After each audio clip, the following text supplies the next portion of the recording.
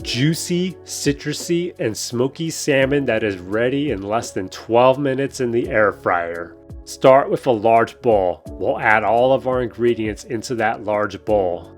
Add 1 pound of salmon. You can cut it if you prefer, but I'm leaving the full fillet here.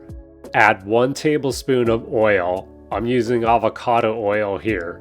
Add 1 tablespoon of lemon juice. Take a lemon and use a grater to grate about half a teaspoon of lemon zest. For our seasonings, we're using half a tablespoon black pepper, half a teaspoon salt, half a teaspoon garlic powder, a fourth a teaspoon onion powder, a fourth a teaspoon smoked paprika, and a fourth a teaspoon Italian seasoning. Or you can just sprinkle the seasonings from the jar and eyeball the amounts if you're in a hurry. Mix everything together and be sure to coat your salmon with your mixture as best as possible.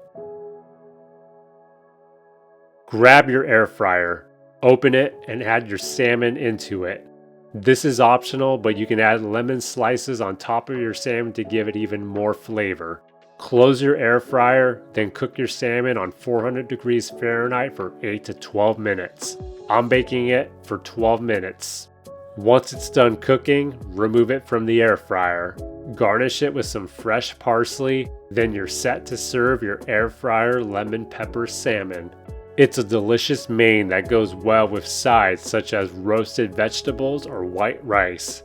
If you don't have an air fryer, you can bake it in the oven on 400 degrees Fahrenheit for 12 to 15 minutes. Be sure to preheat your oven on 400 degrees Fahrenheit before putting it in the oven.